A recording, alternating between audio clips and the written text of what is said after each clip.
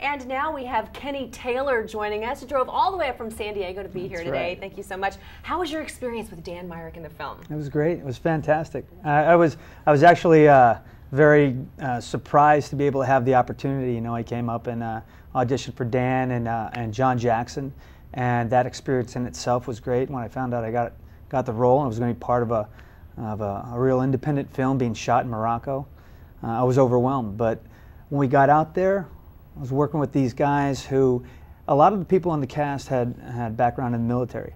So we really formed a bond very fast. Mm-hmm. And when that happens, it makes the work so much easier, a lot more fun. Mm-hmm. Then the environment we were in, it puts you into character. There wasn't a whole bunch you had to do in order to really come up with how you were going to feel in that situation. You were in that situation, mm-hmm. So it was pretty exciting. Now, speaking of character, the main character, Jonas Ball, we're going to take a look at him now from Tribeca. Hey everybody, it's Tamara Henry with Real TV Films. We're catching up with Jonas Ball on the red carpet, New York style, here at Tribeca. We're on the road to Tribeca, and let me say, you've arrived. What do you arrived? I think it's great. This is amazing, you know. It's my first time here. I missed it last year, so this is it's quite an experience. It's a lot to take in at once.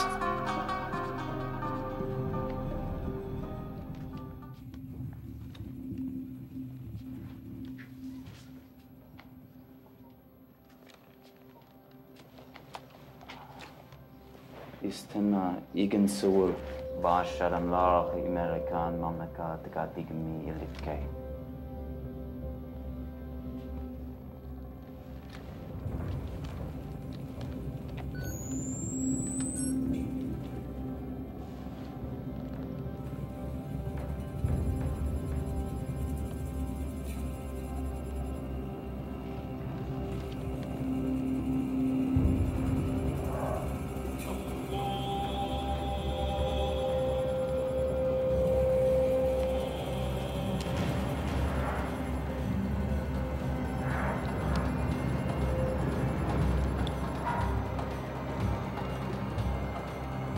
We found a Bond's house, but I can't tell sometimes if I'm finding clues or breadcrumbs.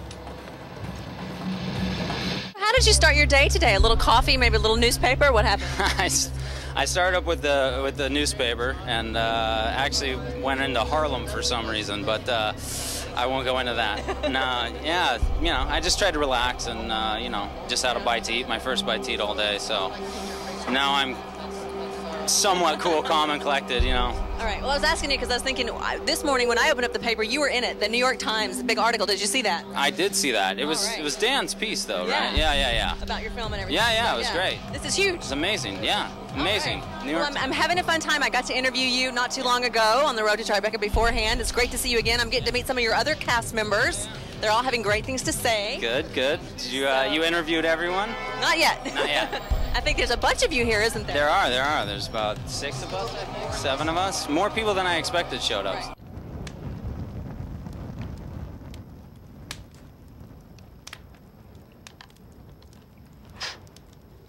كاين جيخ عسكري ماس أدغيت أنا مس أغارس نسيدي ربي.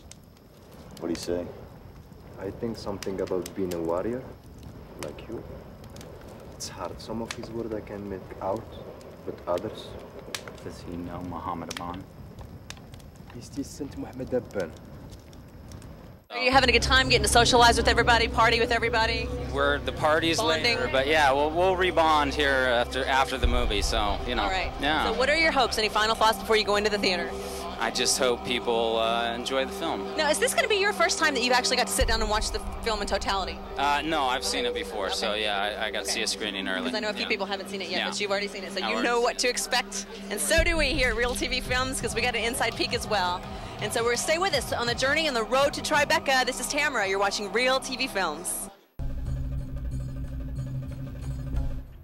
So now, Kenny, you didn't go to Tribeca, but you were there in Morocco. Tell us what that was like. Right, I didn't make Tribeca, and I grew up in New York, so that was a real heartbreaker for me. Because you've been there and done that, huh? Yeah, right. Morocco was awesome. Morocco was a place where I've read about it, and I had never been there, and I'd been in the military, so I traveled the world.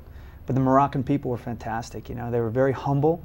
They didn't have a whole lot, but what they did, they offered you. You know, and that's the kind of stuff that's special. It makes you realize that it's not about how much you have, but what you have, and what you can offer to other people. So it was real nice. I mean, they were really, really fantastic folks.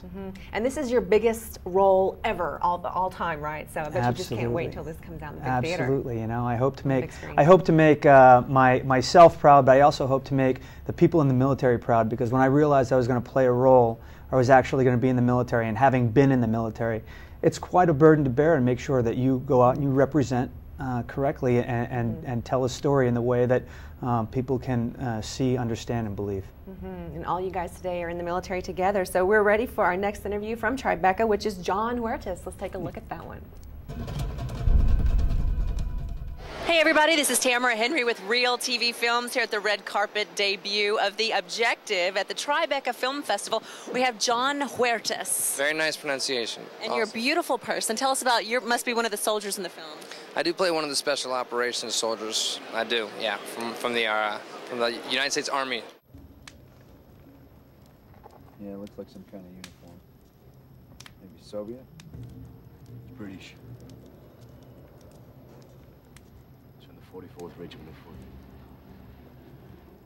Now, are you one of the guys who was already in the military, or were you an actor that trained to be one in the film? Well, I am actually former military, but I've been an actor for 13 years. I've been out for a while, so it was kind of almost like being retrained. So which one were you first, an actor or a military guy? I was actually an actor first. 10 years old, I started acting, and why'd you go into the service? I got kicked out of college, and I needed partying too much.